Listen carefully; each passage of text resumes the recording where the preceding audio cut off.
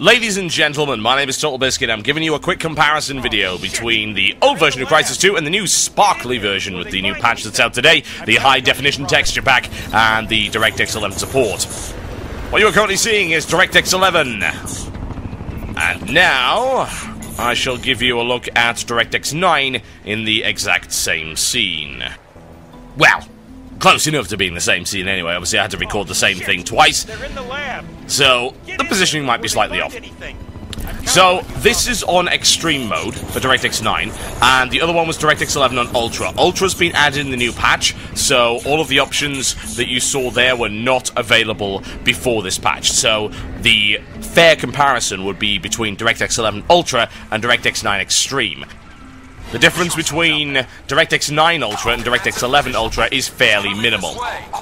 Okay, let's do a side-by-side, and we'll see if any of you can actually see the difference between these two.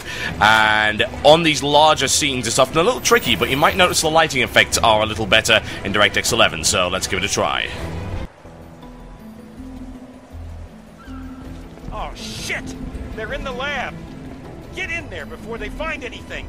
I'm counting on you, Prophet. Now, I deliberately didn't put down which was which, so do you know? Can you tell?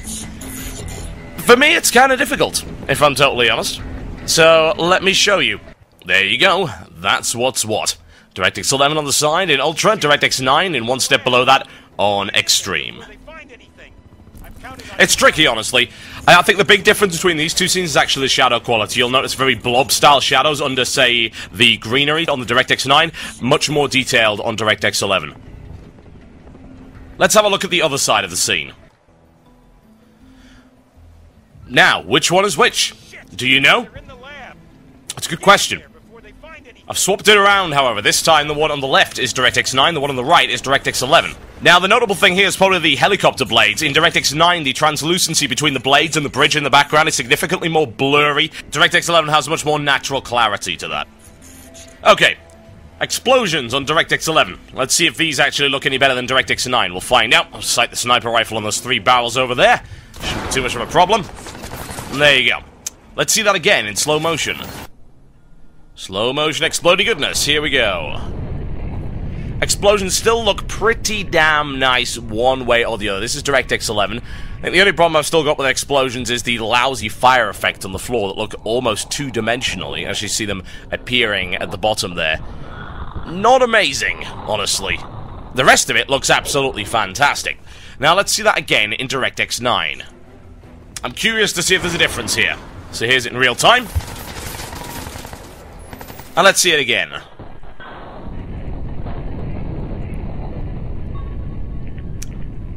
There you go. Now, it's difficult to tell whether or not those are actually all that different, so let's do a side-by-side.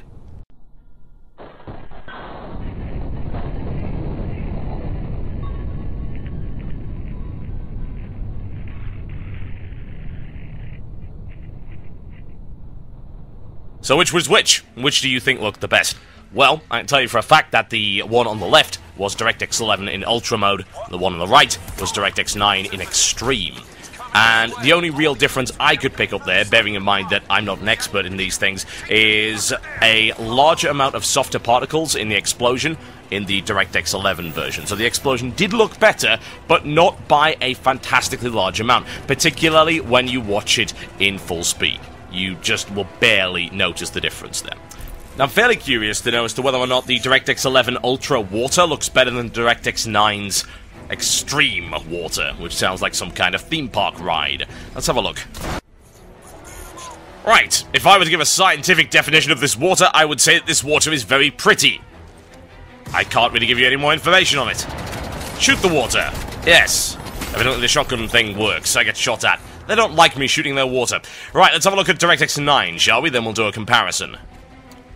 Here it is in DirectX 9. Kind of looks fairly similar, actually. It's difficult to tell. It's very difficult to spot the difference unless you see them side by side. And that actually is the whole theme of this particular patch as far as I'm concerned. So let's do a side-by-side comparison. Once again, I won't tell you which one is which. You can try to figure it out for yourselves. few shots into the water, I think, just to have a quick look-see, see if there's any difference. The one on the left is DirectX 11, and the one on the right is DirectX 9. Call me a layman, but I can't see a huge difference. It would appear that the one on the left is a little more fluid. Like, it's a little bit boxy when you slow it all the way down on the right-hand side video footage, but really, the difference is not massive, and most people are certainly not going to notice it in passing. The other thing you can download with this setup is the high-definition texture pack, which is about 1.5 gigabytes, I believe, of data, and that supposedly increased the texture resolution on a number of things. I have to say I haven't noticed too many. I mean, for instance, the brickwork seems to look a lot nicer because of the DirectX 11 tessellation, but metalwork, well, see for yourself. This is on DirectX 11 right here. Still as ugly as ever, and it's actually the texture work that I had the biggest problem with. What you'll find is that because consoles tend to lack a lot of memory and processing power, they can't have high-resolution textures, so you'll get really rubbishy, awfully looking stuff like this. Why, yes, that is the scientific term for it. Thank you for noticing.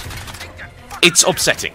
It really is. I would like to see much higher resolution texture work across the board, and it's just not happening as a result of consoles. You'll notice in a game like, say, The Witcher 2, which was developed with the PC in mind, a lot of the textures are significantly higher resolution than what you see here. For instance, fabric texture in The Witcher 2 is very, very good a lot of the time. There are some issues, particularly hair isn't so great, but a lot of the texture otherwise, particularly on skin, very high quality. So, that is kind of upsetting, I've got to say. It is certainly an upgrade, but it's not a massive one. It's not this amazing gift from the gods that we were being promised. I think I heard the word gift used. It's a gift to PC gamers. Not really, it's what we were hoping you'd bring in the first place. As a developer that's always been orientated towards PCs, I mean, let's be honest, PC gamers gave Crytek their big start. Far Cry sold very well on PC and became a benchmarking tool for years to come. Crysis sold very well on PC, even though it would barely run on any machine at the time and still struggles on some modern configurations. And then we had Crysis 2, which was developed with consoles as the primary market and the primary platform. And you can understand that because of the way that the market is right now. But this is not some gift, this is not Crytek coming back into the fold with a wonderful parade and ticker tape and fireworks. It's an improvement that I would have hoped to have seen in the game from the start. It's kind of what we expected, and it's what we didn't get. So that's the essence of the complaints, I think. Now, this is probably a good time to get into this game if you haven't picked it up already. I have to say, despite all of these issues with the graphics, it is a very pretty game in motion, and I think that's what really matters. It handles well, the gunplay feels absolutely fantastic, and while it is a linear single-player game, and a lot of people have criticized it for being more linear than Crysis 1, I have to say that it's a nice kind of linearity, because it's a lot of very wide open spaces where you can approach it in different ways.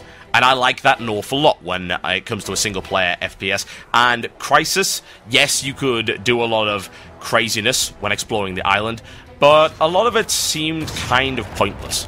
Because, like, well, this is the optimum way to do it, and then you can just do it these other ways, which don't make a huge amount of sense. But you can if you like.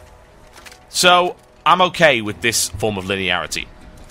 You put me in an arena that's got a lot of different ways to go through it, and I will find my own way through it, and I'll enjoy it quite nicely. It's a good compromise between a directed, scripted experience and something that's very freeform and flexible, and gives you some options there. Now, as it turns out, if you would like to try out Crysis 2, you may be in luck. The fantastic fellows over at Nvidia have given me 20 copies of Crysis 2 to give away to some of you lucky viewers. So if you want to be in with a chance of winning a copy of Crysis 2, it's very, very simple indeed. Just leave a comment. I don't care what it's about, just leave a comment. Hell, you don't even have to like the video or favorite it or anything like that. Just say something so that I know you are alive. And I will draw 20 winners out of the hat over the next few days, and I will start sending out Crysis 2 game codes to you right there. Go check out Nvidia's Facebook, and thanks once again to Nvidia for supporting PC gamers. My name has been Total Biscuit, and that's a comparison of Crysis 2 on DirectX 11 Ultra and DirectX 9 Extreme. Conclusion, not a massive difference that you can see in motion. I have a feeling more people will start to pick into it as the days go by, and once you see the screenshot comparisons, you will notice the difference. However, a game is meant to be played in motion, especially in FPS, where you can move at hyper speed. So, don't expect miracles. I'll see you next time.